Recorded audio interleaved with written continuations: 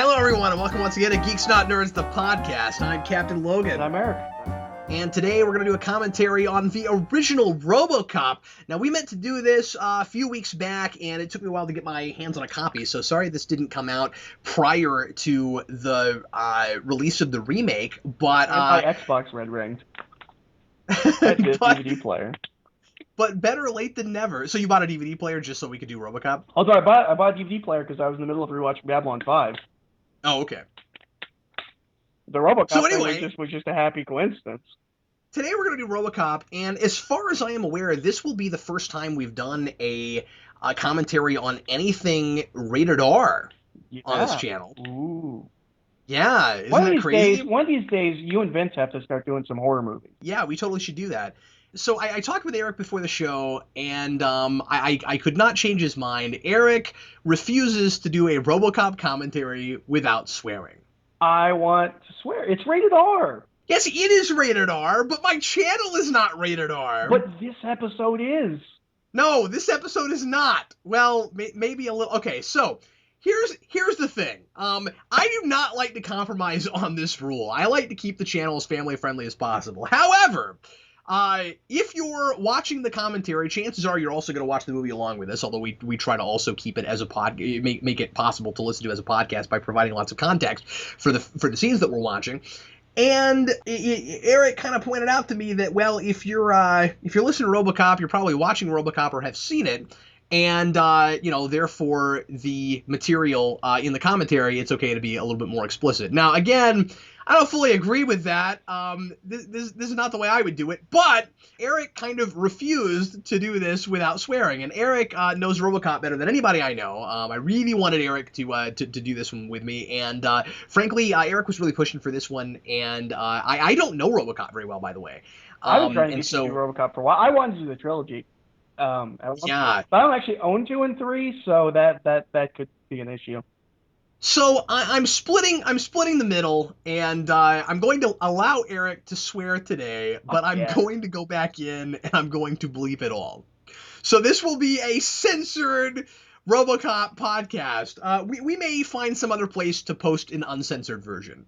Yeah, well, it's all about creative compromises, and so anybody. So what you're saying is you're supporting censorship. I'm supporting self-censorship. All right, well. But anyway, hey, you agreed to this before. I know. No, it's fine. It's fine.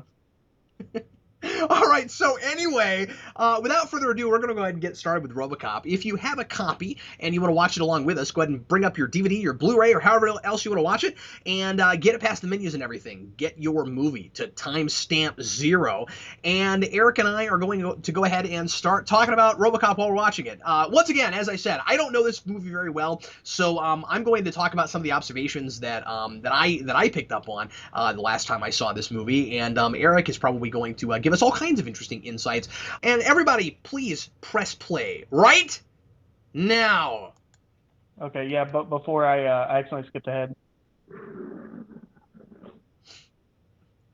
was watching a movie with somebody the other day. I think it was Brandon. He was like, does MGM still exist? I think there is no MGM anymore. And I was like, what are you talking about? I think there's still... And then we were watching an MGM movie, it turned out. Because then the lion pops up and he goes, oh, well then. Orion, on the other hand, no longer Orion is bankrupt. But I think MGM only exists on paper now. I don't think it's an actual... Because that was a whole big thing with Skyfall. Oh, is that what it is? Okay. I think they went bankrupt. Because I knew for a while there was worry that there wouldn't even be another 007 movie very, very soon. Yeah. By the way, I love how just 6 seconds in, this is what you're watching, y'all. Robocop. Yeah. He used to make movies like that. When did this movie come out? I should pull up the Wikipedia page. Was it 87? Okay, so this is after Dark Knight Returns. Yes, but just after. Yeah, because Frank Miller wrote the sequels, kind of. They were heavily rewritten. But, I mean, the new stuff, like, you look at Dark Knight Returns, you're like, oh yeah, this guy's totally perfect for this. He's already doing satire with news. It's actually interesting how similar the worlds are of Dark Knight Returns and RoboCop. They both kind of have the same opinion of like street thugs and corporations and things. Yeah, and they're both the same kind of exaggerated. Oh yeah. They're making these big satirical statements, these commentaries about the violence that was going on at the time, and these kind of really exaggerated 80s. We don't get movies like this anymore. Maybe In what way? Well, like I feel like we don't get movies that are as on the nose with what they're satiring. I feel like maybe we've gotten a little bit subtler in our satire. Oh, I don't know if I agree with that at all. For good or for ill. Maybe it's because Verhoeven's not doing anything anymore. I think it's more that we don't make satire as much as we just make things with blatant social commentary. Yeah. You know, that's not to say that we don't do satires at all, but I mean, this is on the nose by the nature of what it is, right? Like, this isn't being heavy-handed. This is a satire. Satires are by their very nature heavy-handed. Yeah. Exactly. Yeah. I love Good luck, Frank. I love how fake the newscasters look. Like, Yeah. like they're just really like, all right, now be as like fakely happy as you possibly can. I think the police chief is in all three of them. I think he might be the only actor that's in all three of them. The only one that stuck it out.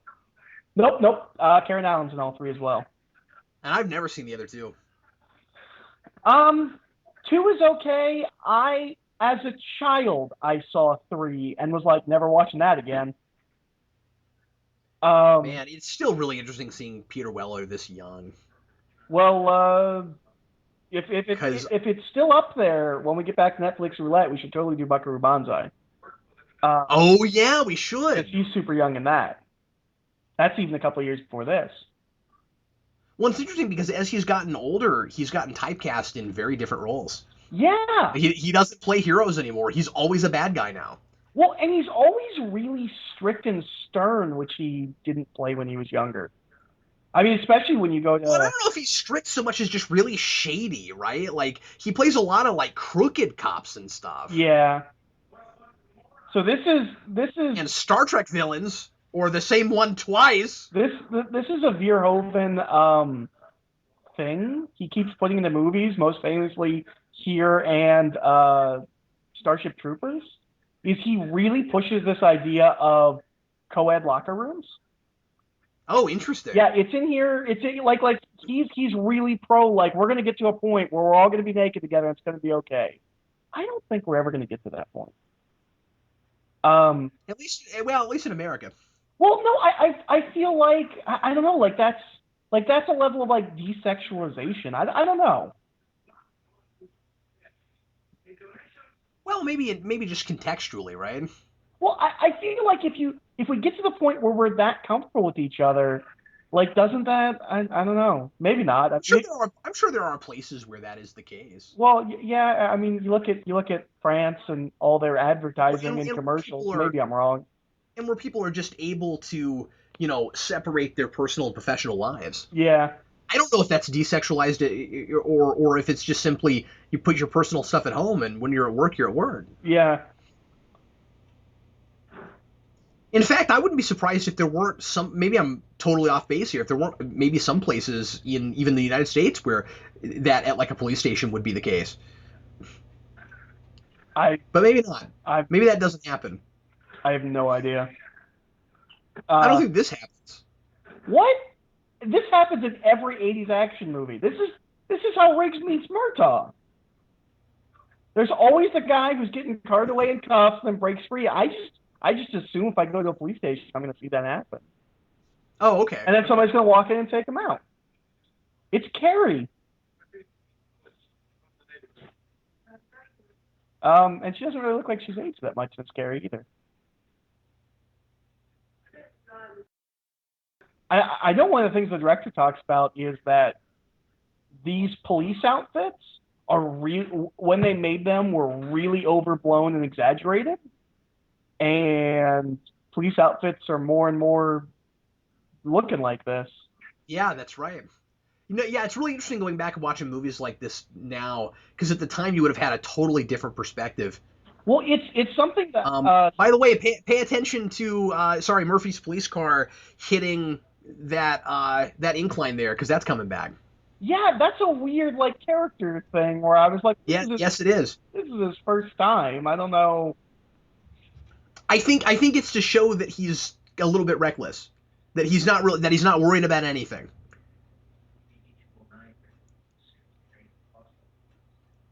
He's not scared of danger, and he loves his job. Yeah.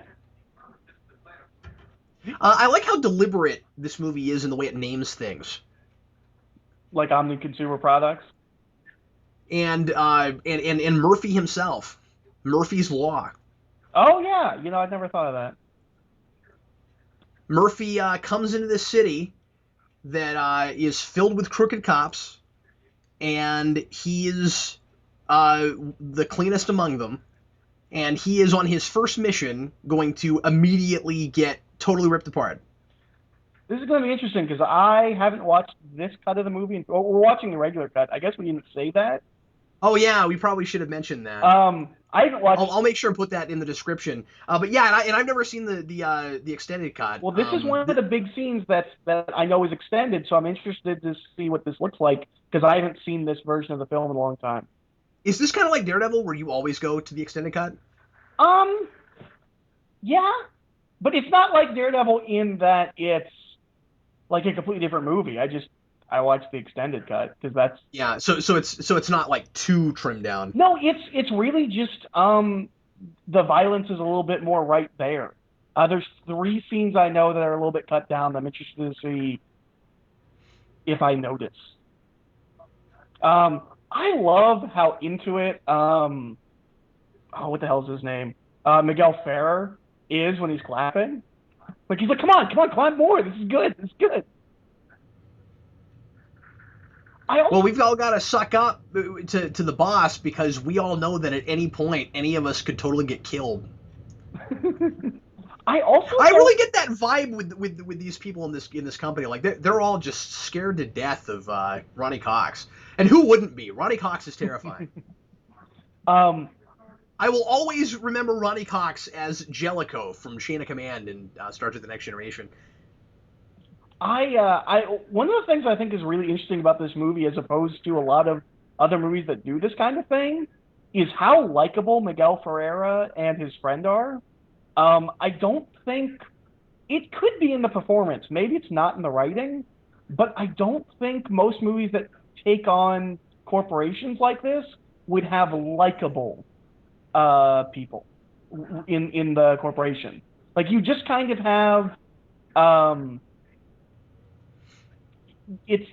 mean, the entire thing is this corporation is evil, but these guys who aren't really good guys, they're still enjoyable. Even Dick to a certain extent, but you're not supposed to like Dick, whereas with Miguel Ferrer, I think you're supposed to like him a little bit more, even though he's kind of a scumbag. Yeah, that's really interesting. I didn't really look at it like that. I kind of looked at it as everybody in this movie is unlikable, and that's kind of the point. Except for Robocop. I love this animation so much. But I will say that they all have personalities. Yeah, and I'm wondering how much of it was on the page and how much of it is just they're charismatic actors.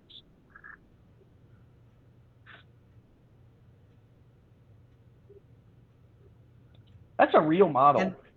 And that very clearly, yeah. I mean that the stop motion animation in this, I think, is just part of the package. I think it's part of the charm. Well, but I mean, like right here when he's walking around it, that's real. They built an actual scale at 209, just for a shot, just for this shot, and then it goes back to stop motion. I think you see some scale ones at the end, don't you? We'll have to watch for it. Because anytime it's moving, it's not. This is one of my favorite scenes. That gun is really over the top. Look how enormous that is. That's what guns look like in the future. That is a huge gun. Okay, now I want to talk to you about that. Okay. Because you know RoboCop really well, and I've only seen it really once, except when I was a kid. But I don't remember it from then. My question to you is, are we sure this is in the future, or is it an alternate present?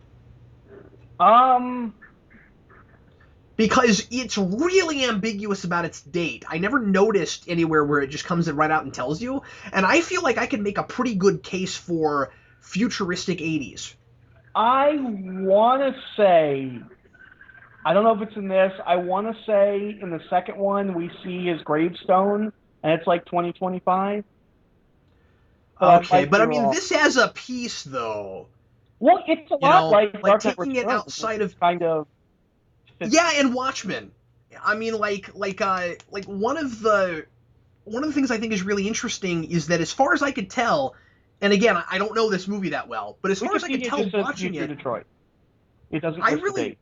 yeah, and everything always calls it future, but the thing about it is, a lot of it seems like every bit of future tech in this movie is made by the same company. Yeah, it's all Omni consumer products. So you can make a really good case for alternate 80s. Yeah, You see what I'm saying? It's like if this one company existed and was this far ahead of everybody else, this is what the 80s would look like. And that you and that they're responsible for a lot of the, hyper violence and but over the top I insanity. think the general idea is that they looked at the 80s and they said, okay, where is this type of corporate culture going to go? It's the Yeah, extension of yeah. where it's the we started here, we'll probably end up here. And it's Well, and again, I guess I'm partly saying that as I'm in 2014 and I'm looking back. I kind of just from the perspective of right now wish that it was an alternate 80s, because then it doesn't feel dated at all. right. You know what I mean? And I just kind of like that as an idea. Like it's kind of stuck in time. But that's fine. It's that anyway. It is a product of its time, and it's trying to predict, as you said, just based on what we were looking at the time, what the future might look like. So yeah, I mean, a lot of the fashions and things, and um, sort of stay the same. It's it's funny looking at this. It's not that they don't ever swear, because they do. But There's not a lot of it. It's interesting, one of which my is why I don't know why you felt the need to. one of my distinct memories as a kid, having seen this, was I remember feeling like literally every other word was a swear word.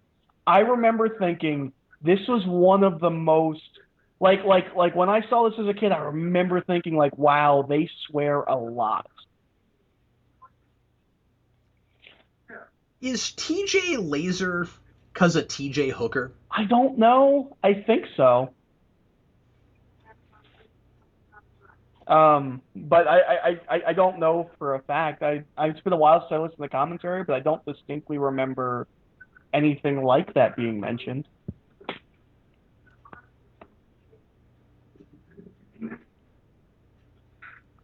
I do think it's interesting that with something like this, they didn't go for like at least like hover cars.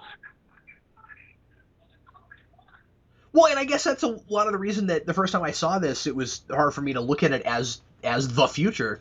Yeah, which is funny because at this point we've all come to the consensus that flying cars is a really bad idea. Yeah, right.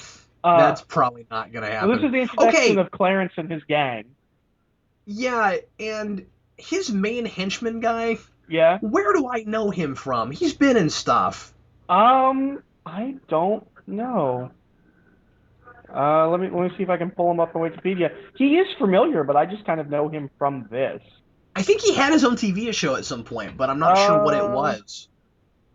I believe he was. I believe I'm on the right person. It says he was on ER.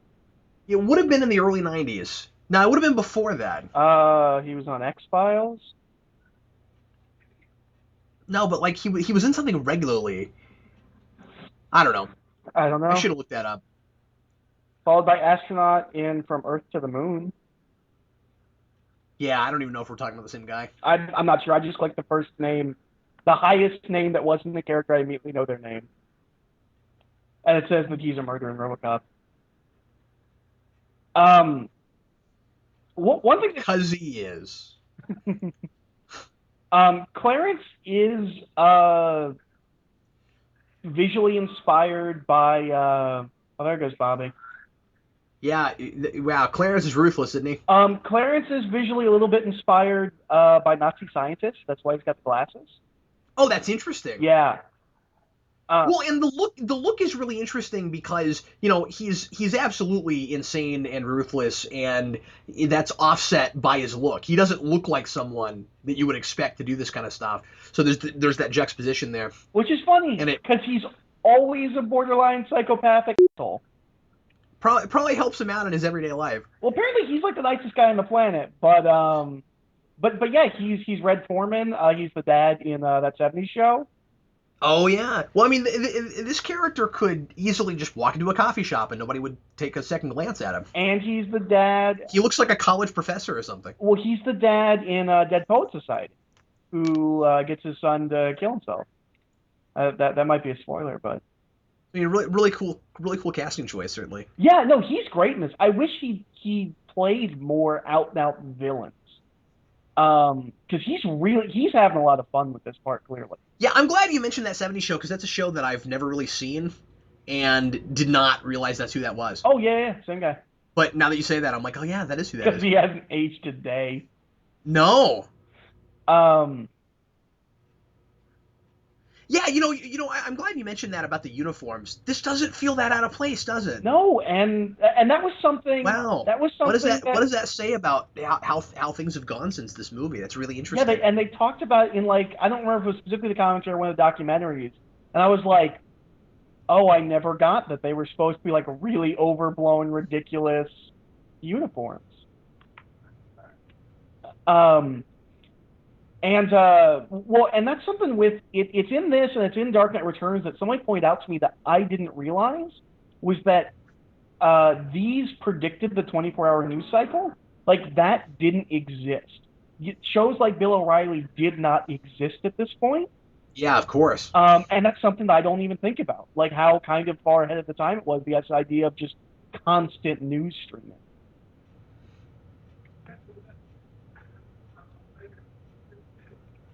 Something this movie reminds me a lot of is The Crow. Oh yeah, there's clearly an influence from this movie on The Crow, specifically with the gang. Yeah, that's the biggest thing that I picked up on is just the way that they cackle, and the fact that you've got these very two-dimensional characters, and the movie is saying something about them in that they are so two-dimensional and inhuman and seem detached, and there's not a lot of humanity in them. That was a big thing with The Crow, and this guy is going to die, and he's going to come back and get retribution on them. Well, in The Crow, it's kind of almost like a mythic city. Like, they're bad guys, whereas here it's a little bit of the dehumanization of culture. Like we see, like, the TV they watch is vapid, and there's it's society that's kind of made people like this. Not necessarily and everybody's desensitized, and they're not bothered by violence, and they're not bothered by real violence. Well, and that's something in this, and it's in a lot of Verhoeven films. He does incredibly overblown violence that people don't even blink at. And that's something that he'll continue in Starship Troopers, and it's in Total Recall. But yeah, he really. But especially here, when you hear people talk about Robocop, they talk about how the violence is not just over the top, and that makes it easier to take, but they talk about it like it's funny. And there is a certain level of black humor, like when Ed 209 takes out that guy in the office. It's funny. And I find that really interesting because I can see why people say that, but that wasn't my reaction to it when I saw it. Well, that's actually... I guess I was just intrigued by how incredibly exaggerated it all was. That's actually trying to figure out one of the things with the extended cut, is that with the extended cut, he keeps getting shot for another, 10, 15 seconds. And Verhoeven has talked about that, it's funny when it goes on for that long. In the way it is in the film, it's just kind of shocking. And But what I find really interesting about that is that like people were saying that about the theatrical cut. mm-hmm. Like if you go back and listen to Siskel and Ebert's review, they talked specifically about that scene and how funny it was. I think it is funny. I think it's funny a little bit differently in the extended cut, where it's just him constantly getting shot. I think part of what makes it really funny is how no one cares.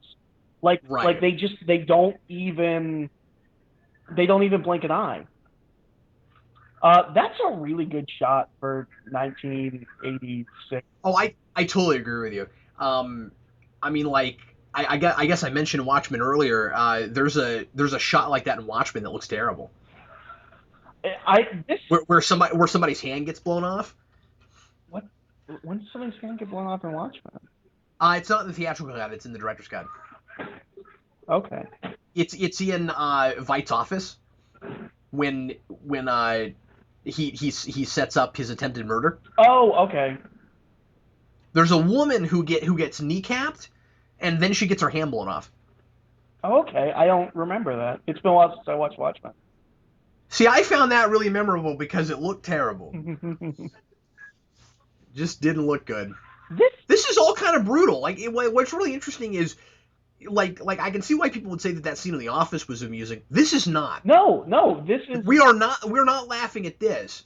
And I think it's interesting here I feel like the violence has gotten real, right? Like we're outside of society. We're outside of that company, that high rise. We're inside a building with real people, and the violence is suddenly more real than it has been. Well, and it's still overblown. It's still hyper violent. They're still shooting him a ridiculous number of times, but it was kind of in shadow, and you see the pain and anguish on his face where I assume very intentionally with Ed 209, the first thing that goes on that guy is his face. You can't see a reaction. It's just his body being pelted with bullets. Well, and I don't mean to read too much into this, but I wonder if part of the idea on the part of the director was, let's see how we can, manipulate the viewer so that in certain scenes they'll be turned into the people that we're creating in this movie, where they're laughing at violence and it doesn't bother them and they're desensitized. And then let's see if we can make them human again in scenes like that. Well, and I mean, I think part of it is that, all of the gang members are all, jumping around, they're having fun. It's kind of like the Joker thing. We're like, no, it's okay because he's having fun. It's okay to laugh at it. And there's a lot of that with the gang members in this, with Clarence's gang, like when he throws the guy under the car. Like that's horrible, but it's kind of funny. And the movie's kind of like, well, it's kind of okay for you to laugh at this because look how much fun they're having. Yeah, that's interesting because I just find Clarence a really disturbing character. He's kind of fun. Like the Joker in Dark Knight, I found easier to kind of laugh at times. I mean, he's still very disturbing, but he's clever. I can't help but at times go, yeah, you're terrifying, but you're kind of clever. This guy just bothers me. I think he's supposed to. I think it's interesting the different reactions that you and I are having to this movie. But I think part of it is too, it's one of your favorite movies. Yeah, you know it really well, and I'm giving kind of a guttural, almost first time reaction. Well, and it's interesting because most people I know think that this movie is really fun. I guess most people too, because you just said people talking about it thought it was. Yeah, it's interesting. I don't know why I didn't grow up with this movie, Eric. I'm the right age for it. Well, it's funny because I don't know why I did, because it was vastly inappropriate. Well, that's funny because I mean I did watch some things that were vastly inappropriate. I do remember as a kid, I had my eyes closed this entire scene. Oh yeah, sure. I don't know why, even as a teenager, I didn't really go back and watch this. But like I said, I think I saw it, but at some point, but it must have been early enough. I just don't really remember it very much. Well, I remember people talking about Robocop and playing with Robocop toys and stuff. I'd seen it as a kid, and then for some reason as a teenager, I don't even know why. Like, I just gone back and rewatched it, and it was right at that time where, like, I was discovering Frank Miller and Garth Ennis and entirely this kind of black comedy, satirical, hyper-violent kind of a thing. So it was right there for, those formative years of, stuff that I was really into. This is also a...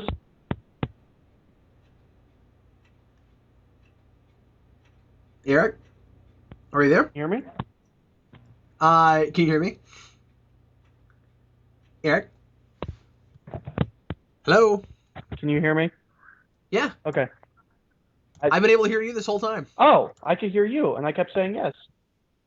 Oh, weird. Okay, well, I guess I couldn't hear you exactly the entire time. Wow, I feel like we just had an experience like Murphy did, where we both blacked out for a moment. But now we're back. But yeah, this scene is is a heavily homage. Are you a cyborg? My punches do have the power of kicks. I don't know what that means. Well, I've been cybernetically enhanced so that my punch. Oh, you're wow. That's interesting. But yeah, this scene is heavily homaged. This view, maybe a little bit less so now, but like I'm sure there was an episode of Rugrats where they did this. I know there's an episode of Dexter where they did this.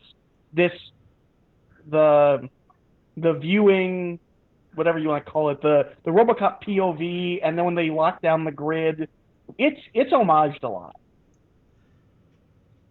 Well, yeah, that's interesting. I mean, I wouldn't have thought of that as Robocop homaging. Well, and specifically this point of view of people talking to it and just staying down. Well, that's what I was going to say. Is like, is this really the first movie to do that? To have a first-person perspective kind of behind him. I mean, like Terminator did it. Yeah, but Terminator did it in a very specific red. Like Terminator has a specific look in the same way this has a specific look. Oh, I see what you're saying. Yeah. And like this specific chain of scenes, I know I've seen homage before, where it's from this point of view, this kind of vision, and cutting and seeing things. I like to try when I can to go back to things like this and, obviously put myself in the mindset of the viewers at the time, because it's very easy to look back at something like this and go, well, that's silly. He wouldn't have a VCR in his head. Wouldn't they have had, wouldn't they have come up with digital video by now? Well, and this is something that I haven't seen the new movie yet. You have. Yeah. But they specifically say he's got an arm left. Get rid of it. They make a point of, okay, he has this piece of him left. We don't need that. Let's have two robots. Yeah, I'm glad you brought that up. That really hit me when I watched this a couple weeks ago.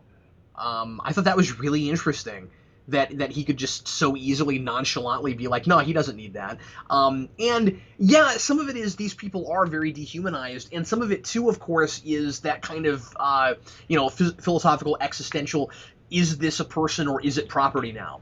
Right. And he has died, and how much of him can be considered a real human being with any kind of rights now. So like to a certain degree, I can kind of see that perspective. Well, and there is I hate shots like this in movies, or I feel bad for the makers for shots like this in movies. I see it all the time in movies. You're like, where you just know it's meant to be a reveal, and it's impossible with marketing. Yeah. I thought that watching this too, because I thought it's really interesting. They keep making you wait and they make you wait, but then when you finally see his face, it's not really much of a reveal. I thought that was really weird. Like, look, there he is. Yeah, you're right. I don't know about that. That's not much of a reveal. See, then it made me wonder how intentional it was. Like with the Ninja Turtles, it was very clearly, a reveal, and here they are finally. Right. I liked how long they were making me wait there, and then all of a sudden they just kind of start passing over that grading, and I'm like, oh, I don't know if that was intentional. Everyone I know that sees this movie, like for the first time that I've seen it with him, or for the first time in a while, like if I'd watched this with my mom, they all think that machine is just disgusting. I'm like, it's just baby food. Like, it's kind of disgusting. Is it? It's just a baby food dispenser. It's the color. It just looks gross. I'm sure that's what people are reacting to. It does. It is a little bit colored.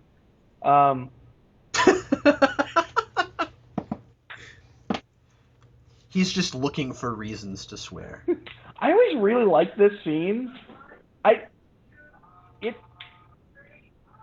It feels kind of realistic. The way that they're testing him out, and then years later, when I got a Wii, they have you do that.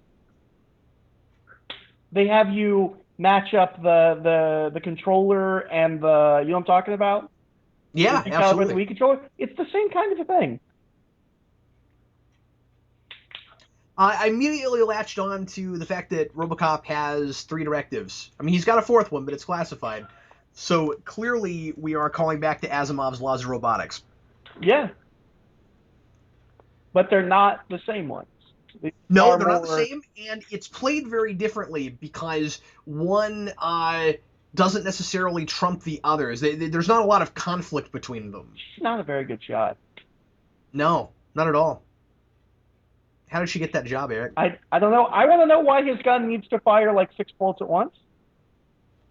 Like, I feel like the way everybody reacts, it should just be like a loud gun. Like, it's a really big gun. He has like a semi-automatic. Well, I mean, anybody could do that if they all had semi-automatics.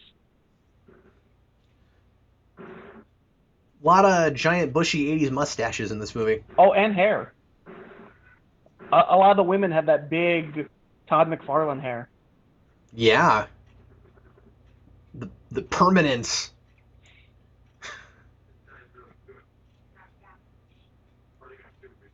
I can see part of a face. I think he might be a guy. No, he's a machine. That's also a really cool thing, the gun in the leg. I wish I could store stuff in my leg, Eric. Yeah? What would you store in your leg if you had storing capacity in your leg? Soda. Like, that could be a good place to put your, like, credit card and stuff, right? So that people couldn't steal it? Yeah, it's true, but if everybody could do it, they would know to look there. Yeah. Or, like, if they were really desperate, they might try to amputate you. That'd be bad. I might put my keys You wouldn't want there. that to happen. Is he driving a Taurus? It's Robocop driving a Taurus, y'all. There we go. He sparks that, and that's the first sense that there is a spark of humanity left in him, Eric.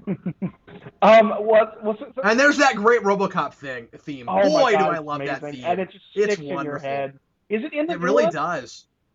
So, and it's so 80s. I really, really, really like it. Sorry, what? Do they have the theme in the new one? Yeah, but it's pretty shoehorned in. Oh. Like the rest of the soundtrack doesn't really feel like it fits with it. Well, no, it's a Hans Zimmer soundtrack, and it sounds like a Hans Zimmer soundtrack. Okay, well, he tries. There are some places where it's sort of well integrated, but I don't know. For the most part, it kind of sounds like it's just trying to pay tribute to the original. I do feel like movies are kind of lacking scores like this nowadays. But like just a really again, it's kind of a product of its time. I know, but I miss it. How do you know that's there? I don't know. How did he know that was there? Maybe he did some research. This ruins this movie. I can't. Never. You can't deal with it now? This isn't one of my favorite movies. I made a mistake. Just because the guy knew that the safe was underneath all the Miller Lite cans? He looks or what are those? It's light beer. Is it a specific brand? I can't tell. I think so, but it's probably I bet you it's one we know, but because it's the 80s, it's a different logo, and we're. Yeah, I just couldn't tell. It looks Miller, but I wasn't sure. A lot of things about this movie look Miller, and that. This guy has a great face. He should totally have been in some kind of comic book movie. Because, not even comic book, like a comic strip. Like, he looks like he could be like a Dick Tracy character, or like in Popeye. He's gonna be a great Bluto. If you live next to this convenience store, you would not need to ever go to an actual grocery store. They have everything. They have Tide. I've never been to a convenience store with Tide. Or is that like a corner grocery type store? You know what I mean? Or is it just in the future we just stock more things? Oh, maybe so. Okay, But see, that's another reason that I thought that it looked very, 80s alternate thing than the actual future. Right here. Because the logos and everything are the same. For the longest time, I just assumed this is how Street Thugs acted. And I think a lot of people had this, that were younger and saw RoboCop. This is just what like, if you go down a dark alley, like, and thugs follow you, this is what they act like. I just assumed. Well, maybe some of them do. If I was a thug, I would totally be cackling and like swinging a knife around. If I was a thug, they're kind of like straight out of Mad Max. Oh, the shadow on the wall looks cool. Oh yeah. But yeah, I'm with you. I mean, like, if you're a thug in an 80s action movie and you act like that, you have to know that here in about 5 minutes, the hero's going to show up and start blasting you. He got shot in the dick, though, and that's something that I know that isn't in the new movie. No, you're right. That doesn't happen there. Also, kind of very Miller. I'm kind of thinking of that Yellow Bastard and stuff. You're talking kind of the poetic justice thing. Yeah. Although I don't know absolutely. if it's intentional in this case. I mean, I know it is in the script. Yes, I would say it absolutely is intentional. Well, yeah, but from the movie standpoint, I think that's another one of those clues, right? Like I think this movie is giving us a lot of clues that there's still a guy in there. Yeah. Because I don't think that's something that you just randomly do if you're a machine. He had other options. I was also. Or did he? Well, that's a good question. Was that the only place he could have shot? He probably could have hit him in the head. Is that just the best place to shoot? Yeah, but I mean, like, if he thought I'm gonna shoot to kill. Yeah, that's true. And of course, if you're a policeman in a situation like that, you always shoot to kill. I was waiting for an instant like this when they got rid of the crack smoking mayor of Toronto. I don't know if you followed that at all. I didn't. Oh, okay. Well, Toronto had a crazy mayor who openly admitted to smoking crack. And I was waiting for some kind of situation like this. This also has the joke that you missed, where the car that he wants is the SUX. It's tough. Oh, that's funny. And there's an advertisement for it. I don't know if we missed it or if it's coming up, but there's a big billboard for the. Yeah, I missed that. That's great. You know, this also has. Oh wow, his name is Miller. The guy who has the mayor, his name is Miller. And this also has a scene. No. Everything is Miller in this movie. No, it is the mayor. He got kind of. He lost the election. Oh, that's right. No, I'm sorry. Yeah, that's right. It is the mayor. But this also has a scene that's very reminiscent of Dark Knight Returns, where he breaks through the wall and grabs him. Batman does the exact same thing in Dark Knight Returns. He breaks through the wall and grabs him.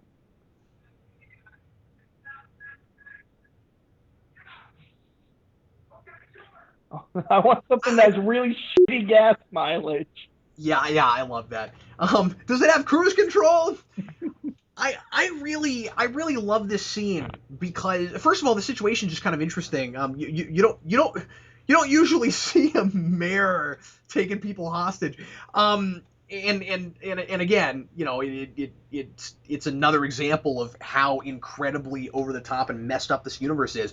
What I really like about it is how indicative it is, how it's encapsulating that these people are so out of touch with their humanity, that their priorities are so out of whack. Well, I love that one of his demands is he wants a recount, and regardless of what the result is, he wants to still be mayor. But I also think it's really indicative of this universe. Everything is hyper-violent. Yeah. Yeah, you know, the mayor doesn't just lose the election and have a breakdown. He holds everyone hostage with a machine gun. Also, I wouldn't let my kids see Robocop. Yeah, no, I agree with you.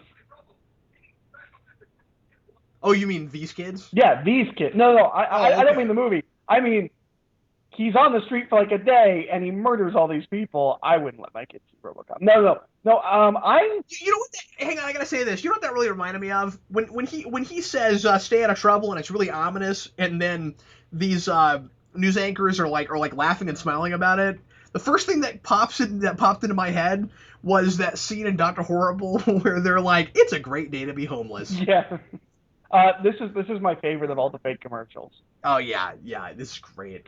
And I've been told there actually was a game like this, not like a family game, but there was a game like that. Yeah, it's almost as if there's this big conspiracy behind the scenes to try to make everybody overly violent. Yeah. But I think that's more of the, they were looking at what culture was then and just assumed, which, I mean, is Nukem that different from, 7-year-old kids playing Call of Duty? Well, yeah, good call. And I don't also think that it's as much about what they thought the future was really going to be like as Well, just it's looking at what was then and then taking it to its extreme. yeah, exactly. This And also, I don't executive, even think it's about how violent the game is, as it is about like the way the family's reacting to it. I kind of this executive lounge has like some cool lighting, but then when you get over to the actual like toilet section, it just looks like every other bathroom. Like when you look over at where people wash their hands, there's like neon lights and stuff. This is also why I don't ever talk about anyone in the bathroom, because they might come out and beat me up. Yeah, because they might just be back there the whole time. Well, I think the big futuristic thing there is supposed to be the digital ticker tape going on above them. Yeah, what is that? Is it measuring how much they pee? Is it? No, it was stock updates. Oh, I see. And things. Yeah, it was giving them important news. I see. And about the company. I think that's why there's not the neon and other weird decorations there, because that was supposed to be the thing. I think this is one of the most realistic corporate scenes, where the old man's like, one time I even called him asshole, but I always knew my place. I think it's weird because, the hot shots are now the older people, and I feel like at least business people that I've met kind of act like this.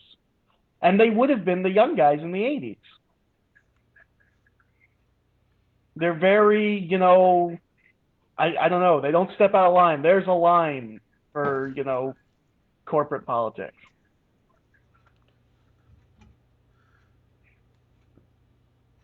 Yeah, you're ruthless to a point, and you take your opportunities when they're presented to you, but in order to get to those places, you have to keep the certain moniker of respect. That's right. Also, I really like where he talks about having military contracts lined up, and it doesn't matter if it doesn't work. I thought that was really interesting in the trailer for the new one, where I was like, oh, well, they work. They work now, and they did get military contracts. Yeah. But that seems like a really, I want to say 80s corporate mindset, but maybe it's a corporate mindset still of like, it doesn't matter if it works. People will buy it. We make disposable things. Yeah. Is our job to die after a month? Is our job to make good things, or is our job to sell people things? There's a big distinction between those two things. Or do you want it good, or do you want it cheap? Yeah. And the big sweet spot sometimes, I don't mean to sound cynical, is to put out things that seem great and then break down. Yeah. So they're both. They're cheap and great, but only for so long. And yes, like I do believe that there are things that are made to break down early. I mean, how many DVD players have I bought in my life versus VCRs? Oh yeah, or just MP3 players and headphones. God, headphones are ridiculous. I mean, yes, I guess DVD players have been around longer in my lifetime than VCRs, but I just mean when I was a kid, I don't remember getting VCRs every 3 years. Robocop's not quiet. They should kind of notice. I mean, he's thrashing about. Well, these kind of movies always have people in the room where they're watching monitors that have no idea what they're doing. It's the Sandman scientists. It's probably a bird. Well, maybe you should make sure it's a bird before you run your nighttime sand experiment. Before you mutate the crap out of it. I'm always unclear, does he sleep? Like, what does Robocop? The chair do? Does he need to sleep? I love his movements. Also, the chick with the glasses, she looks like a McFarlane character. The way her hair is, I'm pretty sure Todd McFarlane's drawn that woman. Well, you can't tell me that McFarlane hasn't seen RoboCop 10 times. Oh, McFarlane's totally seen RoboCop.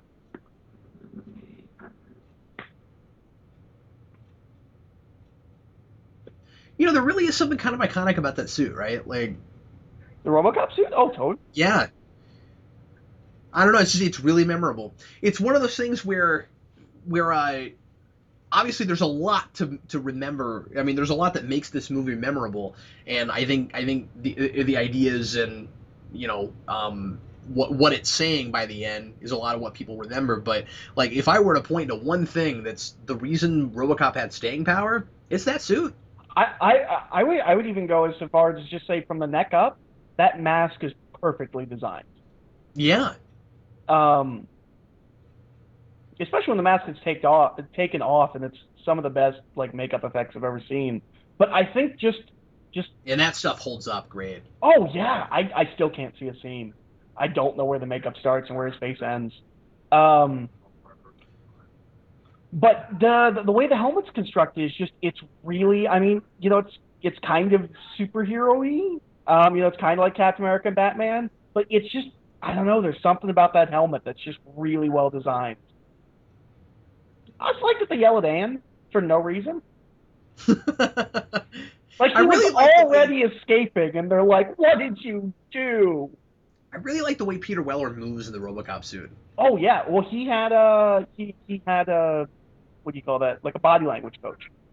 Oh, did he really? That's interesting. Well, apparently the body language coach, they gave him the costume, and none of the movements that they practiced were doable, so he had to completely come up with a new thing. Well, it's incredibly believable. He does a lot of really subtle robotic movements, but it's not like it's like I said, it's subtle. It's not obnoxious. Like, oh, he's doing a robot. Well, one of the best things I think he does is he turns his body before he turns his head. It's a really subtle thing, but almost every time he turns, his body goes before his head. Which is it has this robotic feel to it. Yeah, because it's so counter to what regular people do. Well, and you were talking about earlier, RoboCop being property. I think that's a bit of a theme with the police force in general, because it's owned by a company.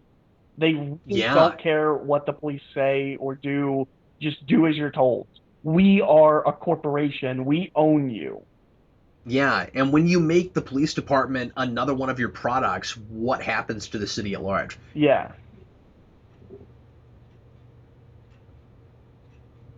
This poor guy. It's interesting that Shell is still around. It's not Omnigas. But I can't tell. Yeah, but I can't tell if it's actually Shell or if it's just a different company called that, because they don't have the shell, like the logo, the Shell logo. Maybe the Shell logo was made later, and we just don't know because we're too young. No, I don't think so. No, I'm almost positive that's not the case. I love that he gets gas. Maybe Shell is a shell company. Maybe. Ooh. But yeah, I love that he's sticking up the joint and getting gas. Yeah, I love that.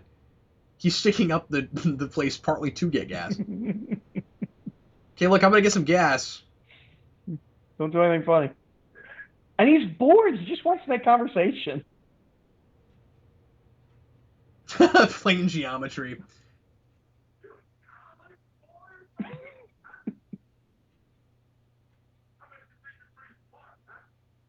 Think he's smart enough to dodge a bullet?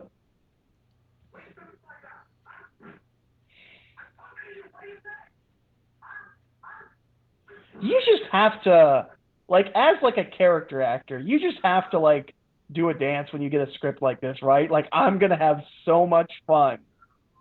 Oh, yeah, absolutely. You're like, wait, you mean I don't have to reel it in at all?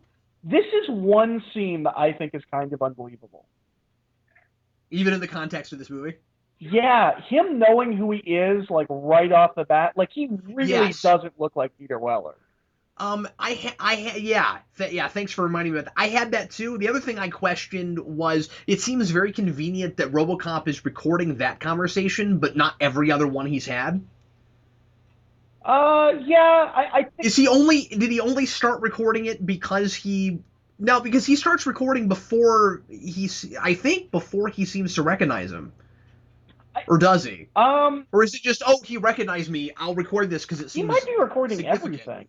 He's not though, because they purposefully make a big deal out of showing you the record button, but we've seen other things from his perspective that didn't say record. Oh yeah, good point. See what I'm saying? Yeah. Seems a little convenient. Yeah. Unless it's supposed to be, and I might be giving it too much credit because I do think that's potentially a problem. Or just but, like, he recognizes him, or he has some kind of inkling about him. Yeah, and again, that could be another one of those. There's still a man inside there. Yeah, exactly.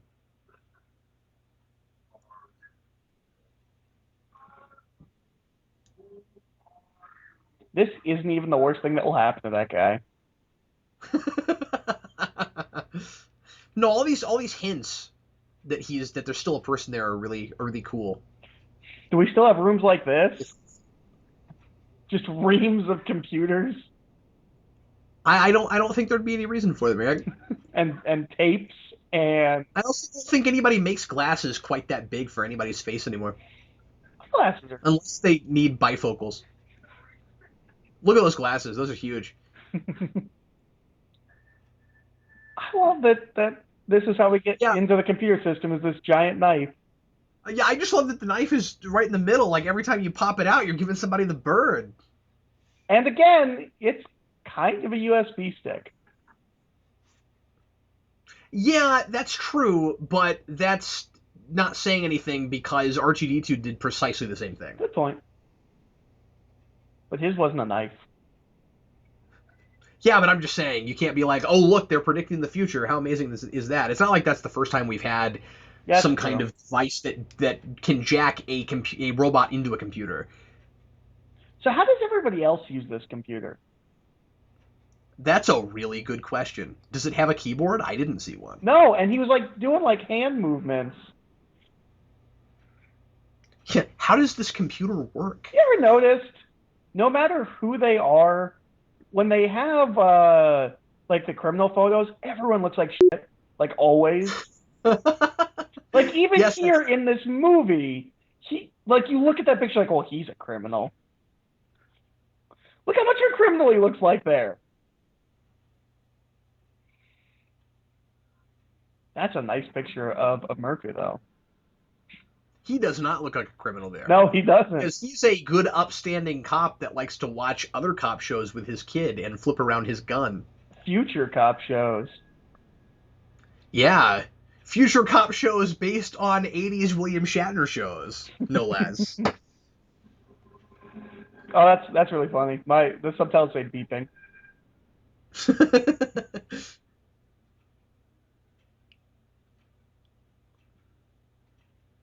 Also, that's the same thing that real people do. GPS tells you you're on the right street, but you still look at the street name to make sure. Well, that's because you don't want to trust everything a computer tells you. Because wouldn't that be embarrassing if you walked up to the wrong house, like you walked up to the number, but then it wasn't the right house, and then you're like, well, my computer in my car told me to go here. But I guess I should have looked at the street sign to make sure I was in the right place. Okay, I want to ask you about this, Eric, because I know I'm hung up on this. Wait, hold on. I have to make a comment, because he just said it's a one-family house. Are there houses that are marketed as not one-family houses? Like, are there three-family houses? Again, I'm reading way too much into this. Are they making some kind of a statement about population? Yeah. They do in the sequels a little bit, so that okay. We might have a sequel that year. Maybe that's the point. Yeah, overpopulation. But anyway, I think the automated realtor is really interesting. And I want to know if that's also owned by the Omnicorp. Because if it isn't, that is the only futuristic technology that I saw in this movie that is not owned by the same corporation. Oh, so you're going with Omnicorp is everything that's futuristic about this movie. Everything Yes. else is just 80s? Yeah, Yes. yeah, you might be right. That's what I'm saying. So if they own this, This is the then worst I've got costume. a really good case for alternate 80s over future. Sorry, what? This devil costume, it's like the worst costume ever. Like, Yeah, it's not so good. But the pumpkin they carved looked pretty good. yeah, They must have found a great pumpkin patch in that's the middle. something you don't see anymore either. Is devil costumes? Kids used to be able to wear that. Not anymore. I never see that like Walmart or anything. That's because everybody's always going after the licensed stuff now. Yeah, this is a really nice callback where before we just see her yelling at him, and now we get to see the full thing, and it's not what we thought it was. I'm really, really impressed with the flashbacks in this movie because they're in-scene flashbacks, and I love it when movies This find ways. face is the most ridiculous face. I don't know if you saw it. What face? When he walks, his like lips come together and he does this head motion. It's ridiculous. I wish we could rewind. Now he's in arrest mode. Yeah. Oh, I didn't really notice the nudity before. I didn't see it now. There was some toplessness. Oh. Gonna have to rewind. We have to remember that for later. Not that it's really subtle. You barely see it. I just didn't notice it before. I like that he looks so out of place. You think? Look at Oh, you mean everyone Robocop? else, and then look at him. He's just in a suit.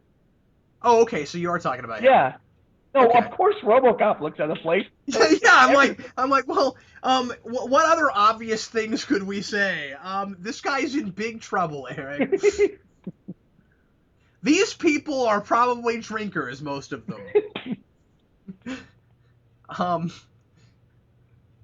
These people are okay with doing things against the law. Should we continue? This is kind of fun. Well, I mean, this was a big thing. I don't know if it's still as much of a thing, but The woman on the left should not be allowed to dress herself because that totally clashes. I'm sorry, what? You can't like find an 80s movie with business people where they're not doing coke, or a movie set in the 80s. That's true. Not That's a good coke. point. Wow, really? Okay.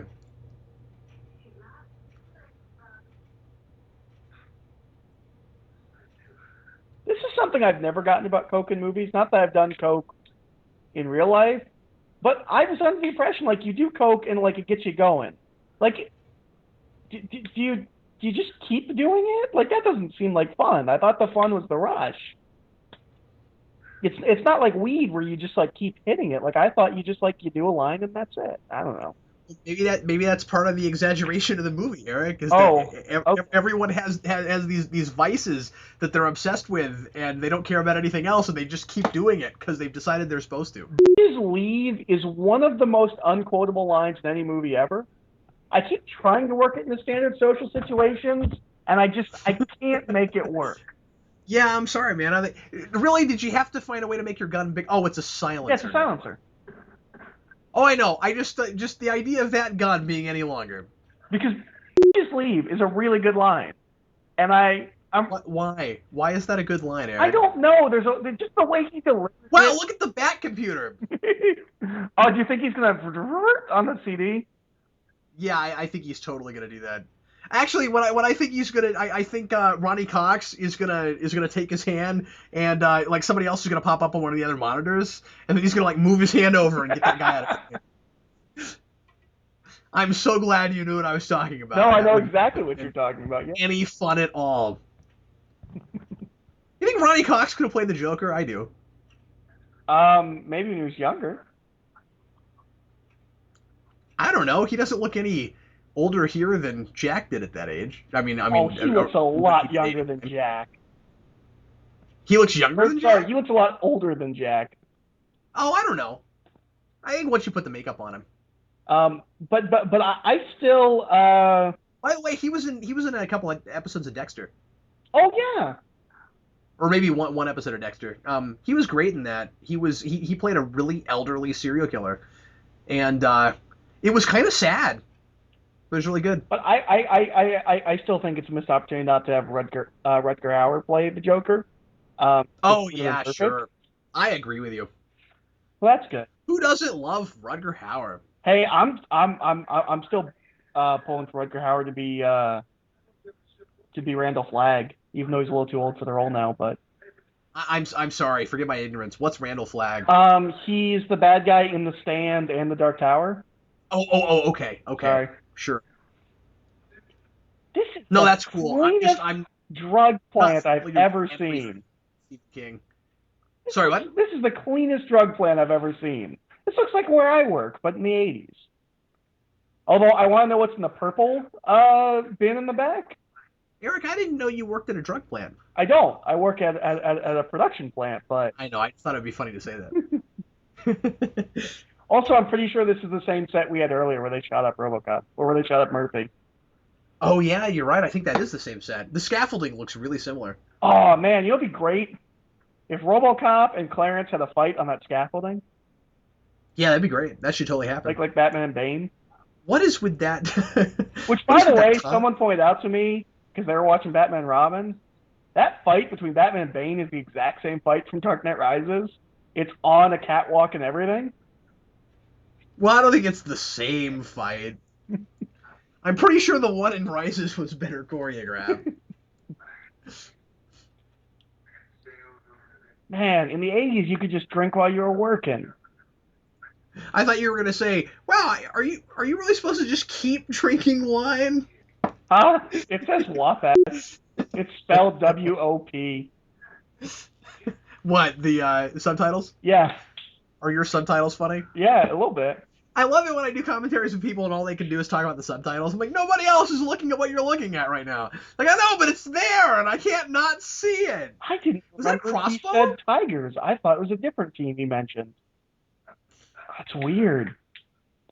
I don't. Oh, for a minute there, I totally thought he had a crossbow, but it was not a crossbow. It was a bowcaster. Oh, is that what that? Okay, I didn't even know what that was. No. A bowcaster is what Chewbacca has. I don't know what we're talking about right now. It's Sorry. a door. that's a door. God, that looks cool. Robocop's walking. What an through entrance! The door. Robocop, your entrances are almost as cool as Batman. If only you could find a skylight. If only you Robocop could is navigate a through a crowd where no one knows you're there, and then come up behind somebody.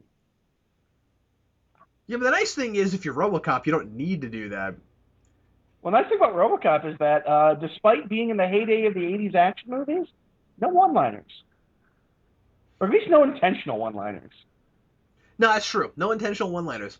He doesn't have like an "I'll be back" or. No. Well, he's got "Dead or Alive, You're Coming With Me." That's kind of the quotable line, but it's not really meant to be funny.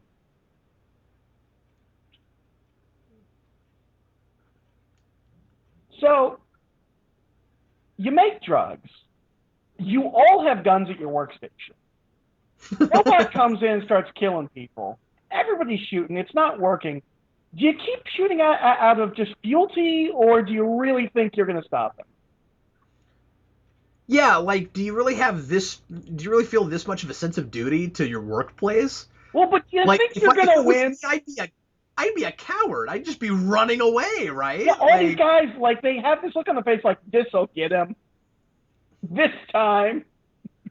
Well, you know what I think it is? I think it's they all have a different gun.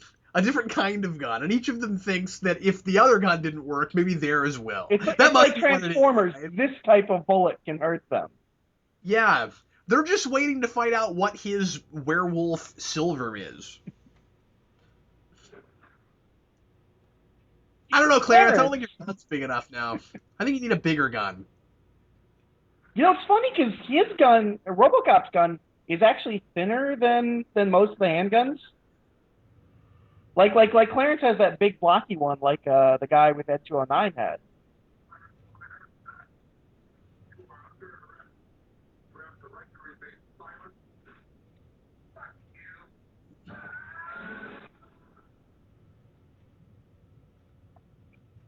Man, apparently if you start swearing at robotic police officers, they'll just start throwing you through glass. Oh, in the second one, he breaks a dude's face on an arcade machine. Oh my goodness, really? Yeah. Let's see, this is another thing that you kind of have to wonder about. It's like, he's probably not programmed for police brutality, right? Like, I think he's not programmed for subtlety.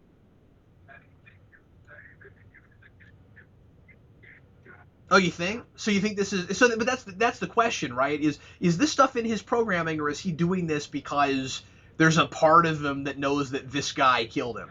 I always assumed they programmed him to be this way. This seems like what you would want your cops to act like in a world this violent. Well, that basically means that you're advocating just cops murdering people.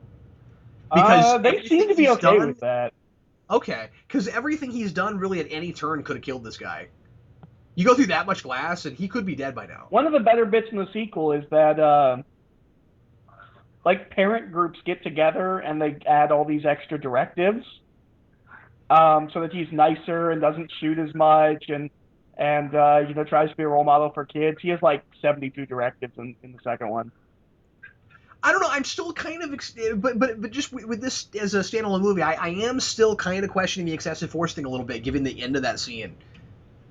See, and I just take it because he really kind of manages to get him to stop going after him, just because he's reminding him, "You're a cop. You're supposed to arrest me," and he doesn't go into arrest mode again until then.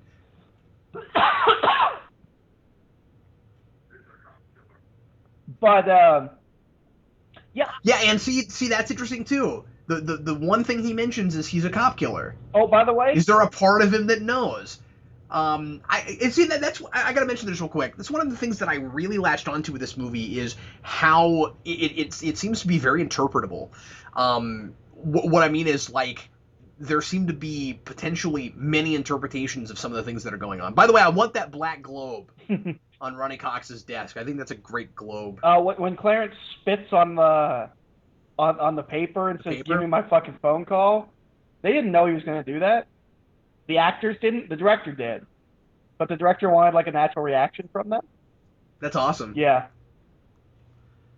See, the risk you run when you do that is somebody getting out of character. Yeah. Most of the time when I see it in movies and, like, people are like, well, we didn't tell them that was going to happen, it seems to work. Or one of my favorites is in Ninja Turtles when the swing breaks. Oh, yeah. Which wasn't planned, but... Well, that's how you know Elias Koteas is a great actor. He looks silly in that elevator. I don't think so, Eric. I don't think he's really in that elevator. No, he looks silly in it. The way he's standing, I thought you said he looks really uncomfortable. Like, I don't, like he's afraid to fight. I was gonna say, I don't think they built that whole thing, and that he's actually in it. But maybe so. Maybe they did build an elevator. I don't know. So again, I don't mean to be hung up on this, but I want to ask you. So do you really think that he just threw that guy around like that because he was the bad guy, or that there's a part of him that knows? I really think there's a part of him that knows. I think there's a part of him that knows because he wants to know what's going on. Like, he asks him questions as opposed to the street thugs where he just shot him in the dick type of thing. But yeah, I do think that in this world, it's completely okay for him to be like this. I think he's created to be this violent. That's an acceptable police officer. Well, I think it might explain why nobody's freaking out about it. Yeah. Well, that's the thing. Nobody ever freaks out at the violence in this film. You know, if I build a robot that can't... Well, of course, that's what all the newscasts are about. Well, if I build a robot that can't hurt me, I want to make sure it's, like, twisting and writhing. It doesn't just stop. It immediately starts, like, moving in really weird motions. Well, what we know, what we can be sure of with this guy is that he does nothing halfway.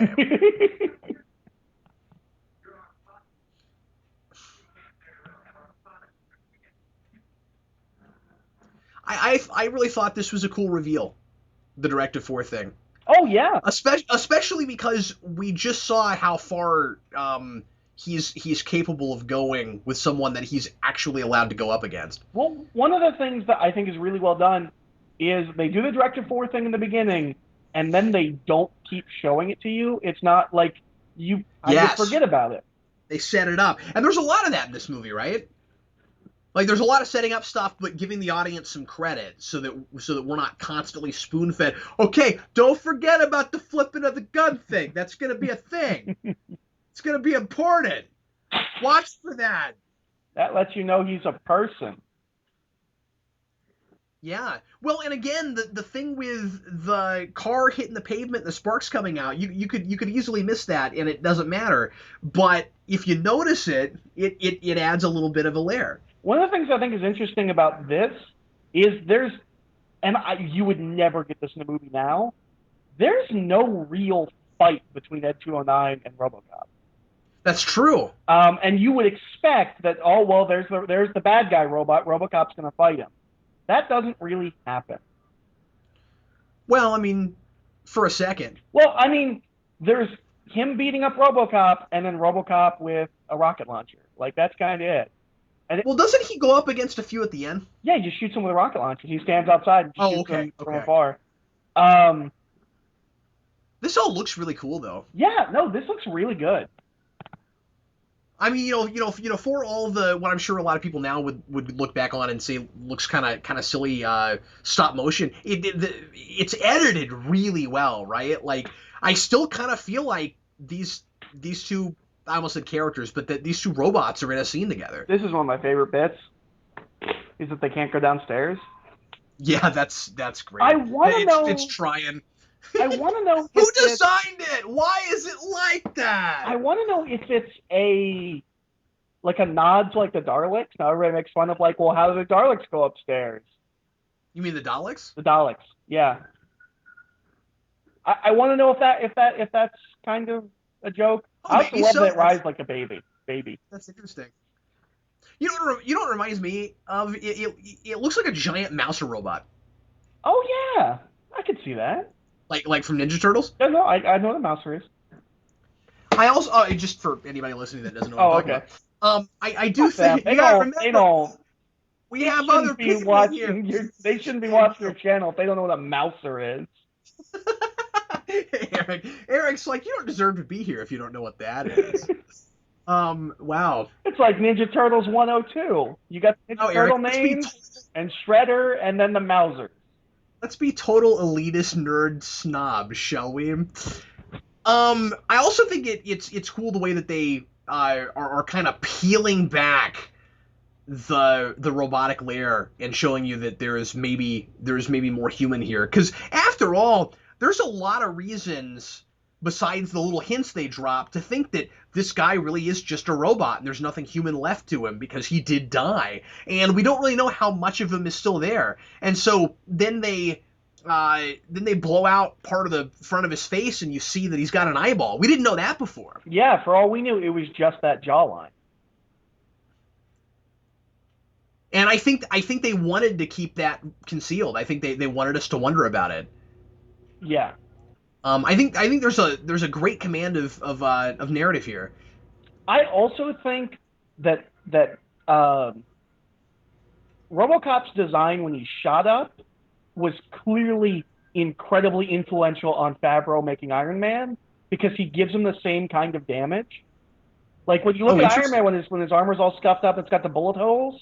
It's the same kind of scuffs and bullet holes as RoboCop's got here. Oh wow, I didn't even think of that. But I was going somewhere with something. Really like I'm sorry, I'll say this real quick. I really like the way the score is integrated there. It's still that really kind of bouncy, a triumphant theme, but then it goes to a really emotional place.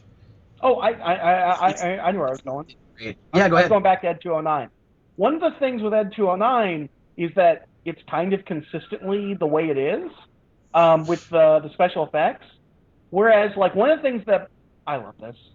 Yeah, that's pretty great. One of the things that bothers me, and has since I was a child, is in Return of the Jedi. There's a scene where one of the it's not the AT-ATs, it's the two-legged ones that kind of look like Ed 209s. There's a really, really clear stop-motion shot. Oh, that's fun. That's actually a commercial for the car that was referenced earlier. I didn't realize that. But there's this really obvious stop-motion shot, and it's always bugged me to no end because in Empire, there are no obvious stop motion shots. Whereas with Ed 209, he's stop motion the whole time. So, like, you just kind of adjust to it. Yeah, good call.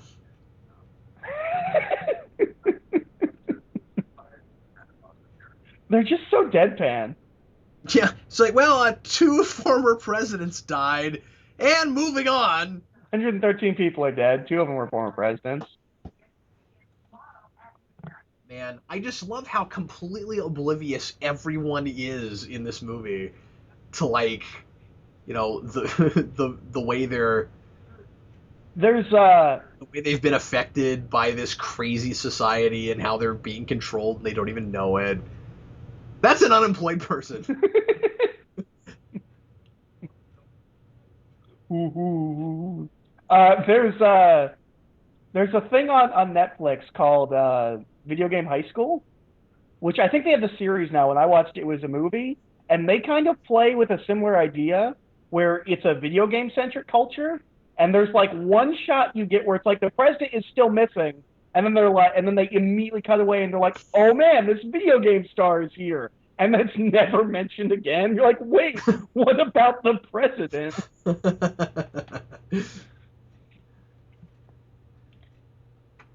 He's just slimy. He's so good. Yeah. Although his goons have been missing for, like 10, 15, 20 minutes now? You've just kind of seen him.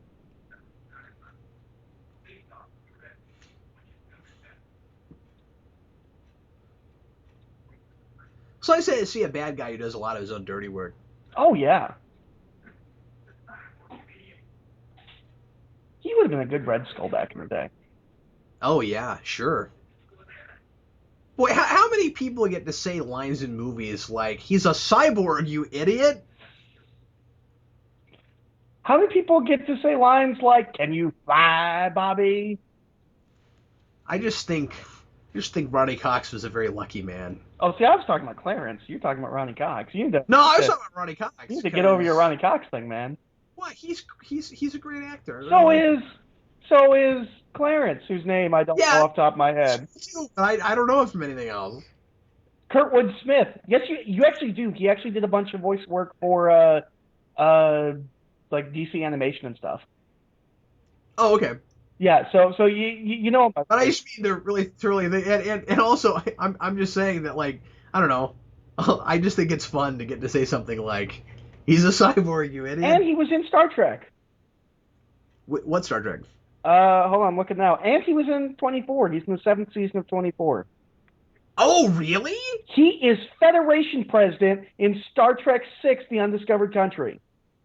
Oh, well, he's caked up in so much makeup I'd have never known. Really? That's who that is? Yeah. Because that could have been anybody, man. Okay, interesting. Yeah. He has a huge, giant, white, bushy mustache. I was looking at this stuff, and I just saw Turbo. I was like, he was in Power Rangers Turbo? It's not. Surely it's something else. It's a movie coming out this last year. Oh, okay. He was Agent Bill Patterson in X-Files. I would assume that, well, and see, he just looks like somebody that has to be in an X-Files and episode, right? He was Anorex in Star Trek Voyager. Wait, that's... Oh, you're right, that is Anorax! Oh, I knew that. I don't know who that is. I forgot about that. Year of Hell. He's the bad guy. He has it's kind of a cool premise. In Year of Hell, he has a time ship that allows him to destroy anything he wants from different time periods, trying to bring back his wife who died. Oh. Yeah, that sounds kind of cool. like Generations. No, it's quite a bit different from Generations. Okay, and he's Senator Blaine Mayer in 24. Season 7 of 24. Yeah, it's been a while. I just don't remember. Well, and here's where we're about to get those really cool prosthetics. Yeah, it just looks like his face is stretched over his robot face. Also, I think there's some amount of symbolism of the way he sticks the gun in his head, and it kind of looks like he's killing himself. I think there's some kind of killing the old him, coming about the new him. Yeah, that's interesting. Well, I think it's also really important, as you said, that it's his face stretched over the metal and not the other way around. That's how I've always looked at it because of the way the flesh like bends at the end. Yeah, I've read a little bit of literature on it. People trying to decipher things about this movie, and that seems to be the consensus. I also love that the first time we see it, it's all disfigured in the In the glass or yeah. in the reflective material there, yeah, the metal or whatever that is. Yeah, boy, it looks good. Yeah. I don't know how they did it. It looks so good.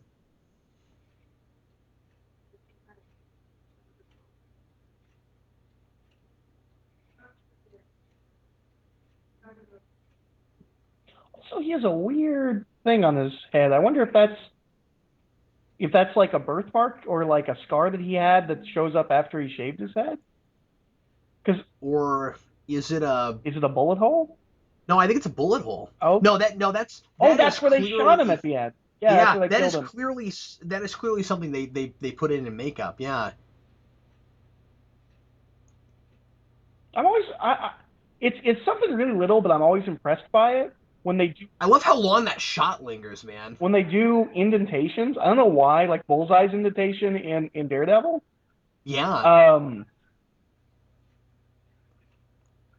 Well, it's impressive because it looks permanent. I really want this to be extreme and ridiculous, but from everything that we heard, like out of like New Orleans after the hurricane, and like anytime there's some kind of natural disaster, this seems to be immediately what people do. They just go crazy and loot. Heck, I've seen people do this after their favorite ball team wins. See, I've never seen that. I've always heard about that, but I've never seen it. It happens. It's crazy.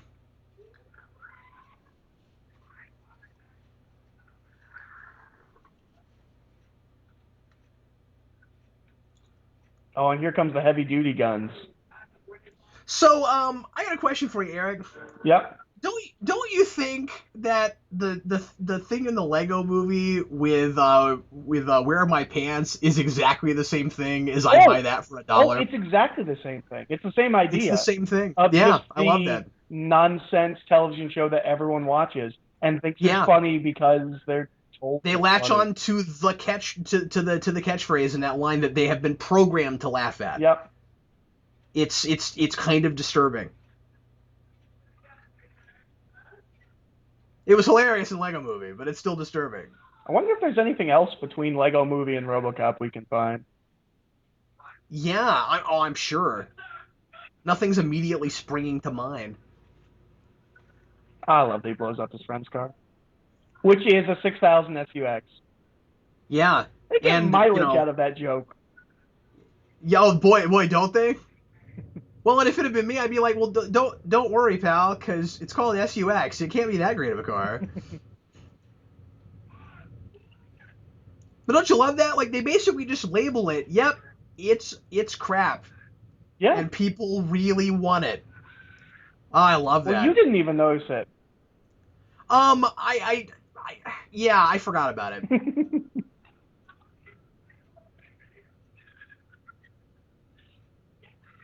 If you had a super gun, this is kind of what you'd do, right? You would just go shoot cars and storefronts. Well, yeah, yes, of course. I mean, like, that thing is insane. That looks like the phaser rifle that Kirk had in TOS. Like, it's crazy. You're speaking Klingon to me, man. I don't know what you're talking about. Kirk has something a lot like that. Oh, okay. It's kind of like the mini cricket if it was like accurate size to its amount of destruction. Yeah, that's hilarious. But no, the thing with the SUX is I picked up on what it spells. I just didn't realize that it was set up that early. I didn't realize that it was the same car every time. I think this is the same set again. I think Boy, they're getting a lot of mileage out of this set. Yeah. Well, I mean, this was not a big budget movie. This was a low budget movie.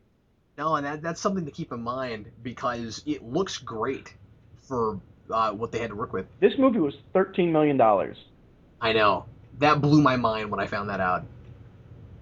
It looks phenomenal for $13 million. Even 1980s, $13 million. Sure. I love how he like tries to stealthily do it, and then he shoots his really loud gun. Yeah, so I'm not gonna wake her up. All right, now, but I've got to shoot this gun. this, But that's great. That's how out of touch he is. This apparently, according to the commentary, is him coming to terms with himself as a machine. That's why it's babies, and he's shooting babies. This is him, like, realizing he's a person. He's never gonna have kids. He's a machine now. The baby faces are intentional. Yeah. Well, I would have figured that they were. That's the kind of thing that I kind of wish creators wouldn't spell out in commentaries. Yeah. I kind of want the piece to stand on its own and Well, let me decide that for It was myself. a little bit more jokey because he's like, I got the hero in my movie to shoot babies in the face, Oh, okay. and everyone was okay with it. How did they know where he was? Or do they? Maybe it is just the same place. It's the only place anyone can think of to hide. Yeah, well, see, now that you say that, I thought maybe they went there on purpose, but like I said, I just don't know this movie that well. Seems kind of convenient. Well, when I watch it, I mean, this is a movie that I put on the background a lot of times, so it's not one. It's one of those movies where, like, I don't sit down and watch Robocop that often. I watch Robocop. We need new words. Yeah, casually. We need Sorry, more what? words. It's like I just want to stab people when they say like, but we also don't have a word for what that means. That doesn't sound silly like infatuated. It's just overkill. Yeah. Although they are looking for him. Okay, yeah. Yeah, so this is supposed to be the same place. Black guy died first. I'm not saying nothing, but Yeah, that's a good point. That's a cliche. well, and he had more character than the other guy.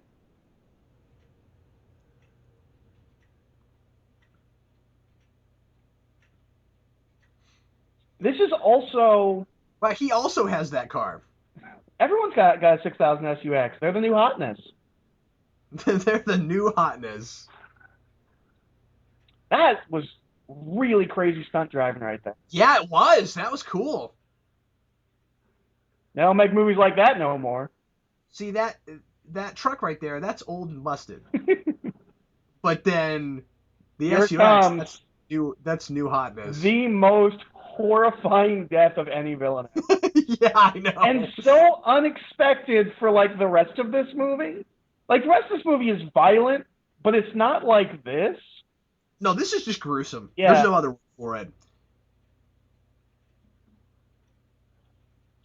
Yeah, but then at the same time, there's a part of me that's kind of thinking, now they're just showing off, right?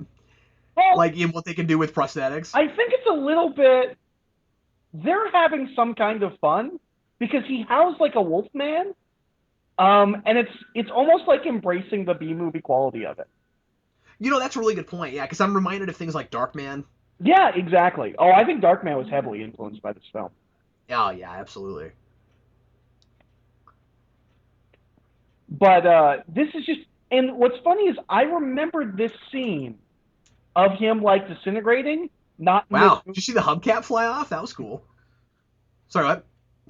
This is really kind of the most human. Ah, that's gross. But no, I remembered this from like when I was a kid. I remember seeing something with this, but I didn't remember that it was RoboCop because it's so alien. I was like, surely it's not RoboCop. Like, what scene is that from?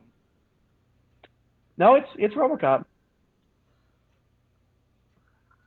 The makeup work reminds me even a little bit of Toxic Avenger. Okay, so it said that the guy's name is Emil, the guy that you were like, I know him from something. Yeah. All right, he was in 24 for 9 episodes. Everybody in this movie was. Yeah, he was Graham Bauer, brother. Was that dad, something. Yeah, I don't know. Uh, I just don't remember. he was on 7 episodes of Harry's Law. He was in Atlas Shrugged too. That super Yeah, low budget Atlas Shrugged. but is he in anything early 90s? Let's see. X-Files. Um, Are you sure this isn't the same guy? I'm just kidding. no, he was in ER for 125 episodes. Yeah, I never watched that. That's not what I'm He was thinking in of. 12 episodes of Champs, 18 episodes of Under Suspicion, 2 I episodes don't of know. The Practice. Swear to God, I know him from something. He was in 1 episode of North and South 3, Heaven and Hell. Okay, well, anyway, I don't want to belabor it. He was in 4 episodes of Wise Guys. Okay, you're driving me insane. He was Chaos in Superboy. Really? Yeah, I never watched Superboy, so I didn't either. I've heard it's better than you would think it would be. But RoboCop, RoboCop is exactly as good as you think it is, unless you don't think it's good, because then it's better than that. That's brutal.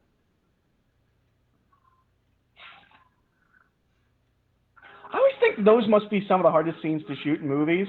Or I'd be really excited by something that not only did you not see, but wouldn't excite you. Yeah, that's a good point. You know, something I really asked myself watching this is, would he have regained as much of his humanity back or been the same if they hadn't put his face back on him? You know, how much of our identity is the way we remember how we look? I don't know, because, wow. How much importance do we put in the face? That's pretty different. Okay. Yeah, that's the big one. What's that? The editing? What's that? In the unrated cut, you see the knife go into him. It's not off camera like. Wow, it's still pretty brutal though. Like the way it's interesting that they cut that, but then they left the blood shooting out of it. And they left the guy mutating horribly to death. Like, to me, once that's in the movie, why are you cutting anything? Yeah, I think you've gone past the line at that point. And then when they drive him and he liquefies. Boy, the circuitry and stuff looks really cool there. I gotta ask you about something that my wife brought up when we watched this. This was her big hang up, was if he can take all those bullets, how can you stab him?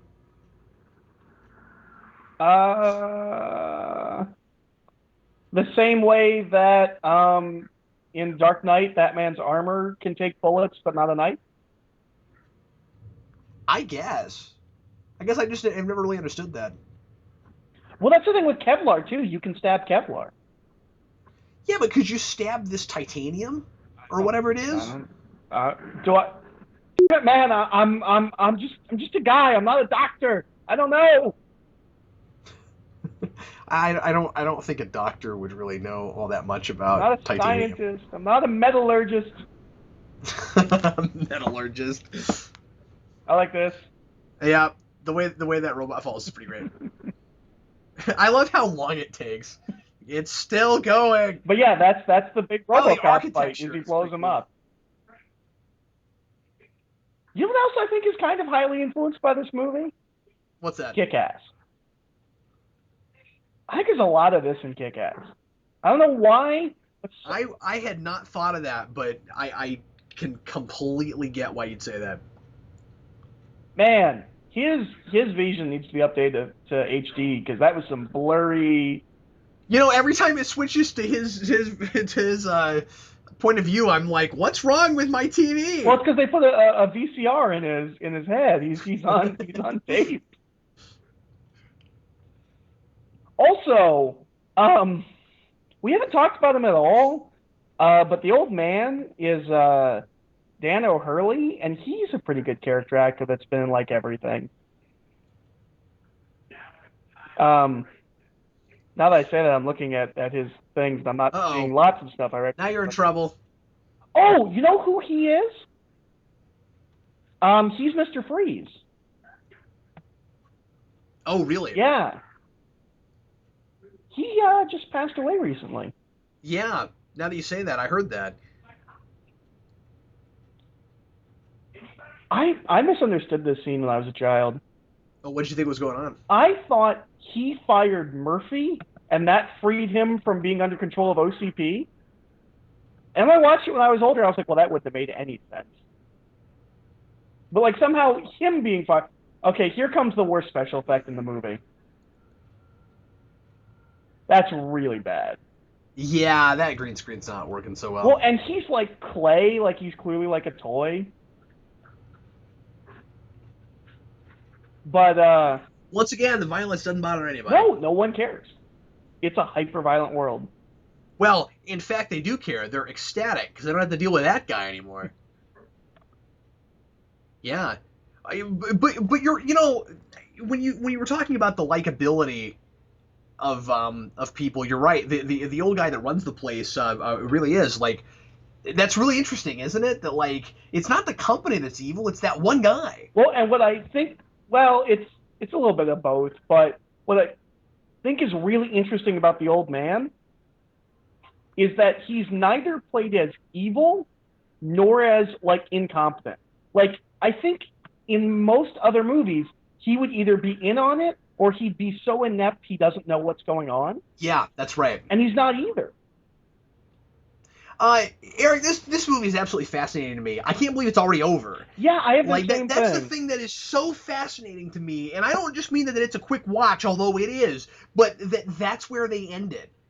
I was really blown away by actually more, and they there is like a wrap up scene, and they just said it worked better if it just ended there. Like that was the big moment in like test crowds was when he says Murphy.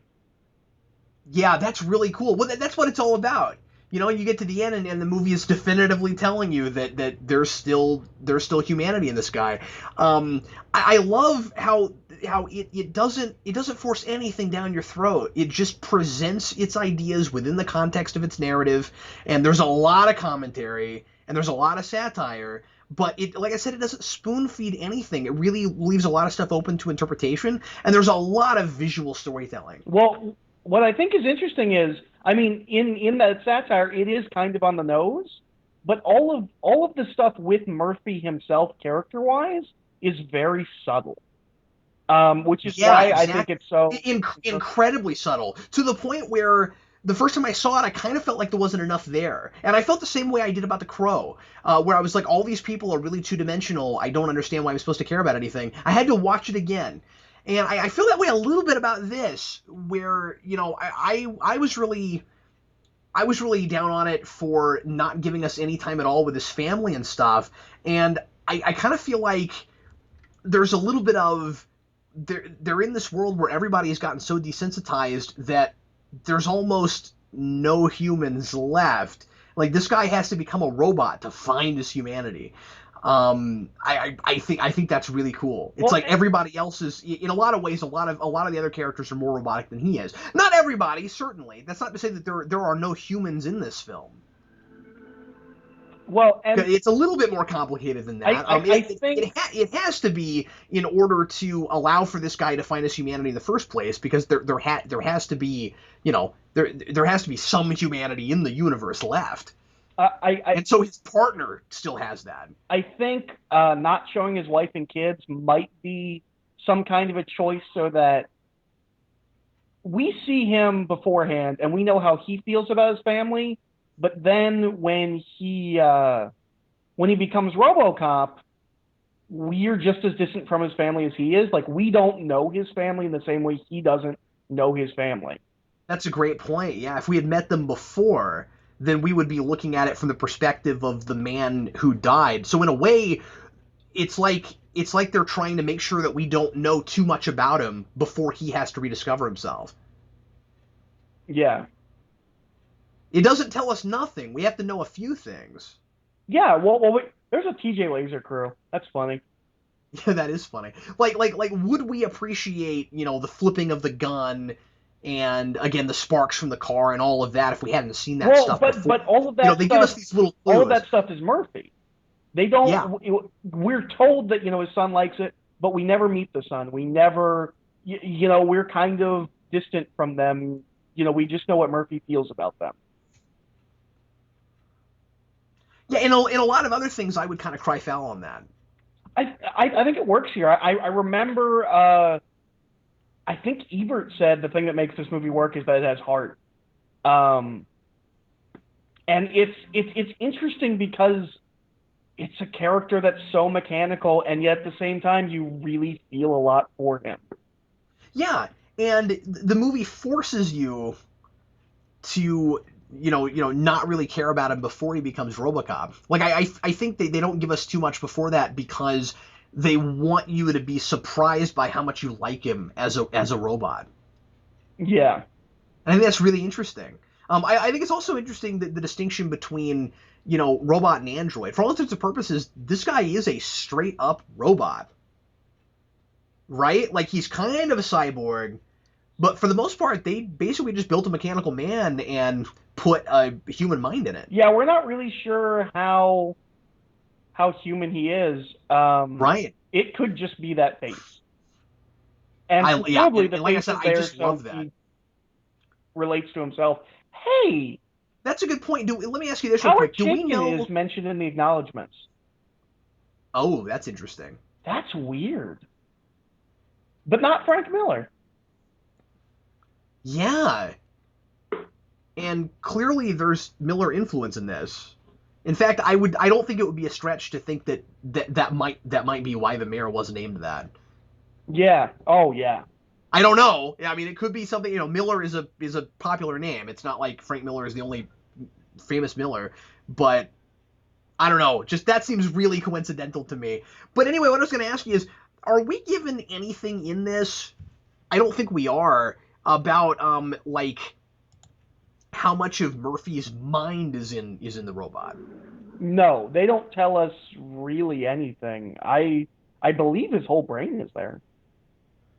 Yeah, and so you don't know how much of his memory is left intact because he doesn't seem to like. Well, I mean, obviously, no, never mind. Obviously, some of it because we see him flash back, we see him have memories. Yeah, he has flashbacks. So it isn't. But so what I'm saying is, it's not just the face. Oh, he wouldn't have no. And I think he might have some organs and stuff. I'm not sure. Yeah, he certainly does in the remake, but I don't remember here. Yeah, the only thing we know for sure is he has his brain and his face. I don't know if we know for a fact he has anything else. Well, I'm still just really impressed with how this movie gets in and gets out. Yeah, and it's a fast movie. And it's interesting because it's kind of a really dense movie.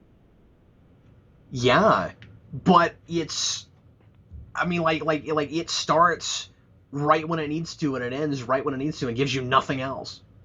There's nothing extraneous in that movie. No, it's kind of like Back to the Future in that way. That's just a really tight screenplay. Yeah, that's an interesting comparison. Sure. They're both movies. But you're right. Like it's all kind of one day. Yeah. I mean, this is over a little bit more time. Obviously, it would have to be, but it does it doesn't feel super long and. No, it's not a movie that it's a movie that goes by fast. You don't really. Yeah, it's just really economical. Yeah. In fact, I would make the argument that Robocop would make a better short story before it made a good novel. Yeah, probably. Or maybe like a novella, a good like 120 pages maybe. Yeah. Well, Eric, do you recommend that I see the sequel? The second one's okay. It's not as good. Because I know people are always down on it. I don't think it's nearly as bad as everyone says it is. It's far more of a movie. But it is directed by Irvin Kershner, which is kind of interesting. Who is that? He directed Empire Strikes Back. Oh, really? And okay. like nothing else. Wow, interesting. I think he did some things before Empire, but like post Empire, he did like Empire and RoboCop 2. It's a very different film, and there's some Millerisms that come through. Actually, I think it would be really interesting to look at because you don't know the second one at all. I think it'd be really interesting to get your opinion on the Frank Miller's RoboCop, the graphic novel that's his script adapted to a comic. Oh, and like read it first? Yeah, I think it'd be interesting because I don't know anybody that's read that doesn't have a working knowledge of 2. Yeah. No, that would be a really cool perspective. You just have I should check that out. you just have to know the art is not great. Well, that's okay. Well, no, it's like gratuitous. Like it goes out of okay. its way to have every woman in like super skimpy clothes. Oh, really? Yeah, That's and I was maybe that's how the script was written, but I'm pretty sure it wasn't. Huh. That's an odd choice. Yeah, it's really it doesn't look like an image book, but I don't know how I'd describe it. There wasn't a lot of that in Return of the Jedi. I don't understand that. Empire Strikes. Or did you say Empire Strikes Back? Yeah. Oh, actually, Return of the Jedi would be the Well, be the and one where Irving there Kershner wasn't involved in the comic book adaptation of Frank Miller's script. Oh, okay. Well, that's a really good point. But yeah, I don't think I have anything else to say. So. Okay, cool. Well, I gotta say, man, I was gonna say, for a commentary where you insisted on swearing, that was somewhat tame.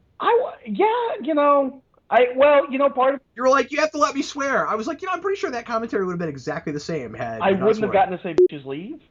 But right. But also, I still don't know why you felt like you had to say that, but okay. Such a good line. But no, I tried to be a little reserved because you're gonna have to bleep it. If this was going up on my channel, I probably would have sworn more. I was trying to help you out.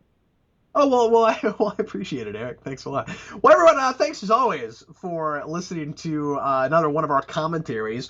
And next up, I'm going to be doing a commentary of the dreaded Supergirl with Oliver. So look forward to that. Sorry, what? I said that sounds fun. Yeah, that'll be great. That's a barrel of monkeys. Eric, thanks again for doing this with me, pal. I appreciate it. And boy, this is a movie that I appreciate more and more the more I watch it, the more I think about it. And I kind of wish I'd seen it 3 or 4 more times. I probably would have had a lot more interesting things to say. But I really enjoyed getting to see it again. So thanks a lot. All right, cool. Thanks again, everybody. We'll see you again later. I'm Captain Logan. I'm Eric.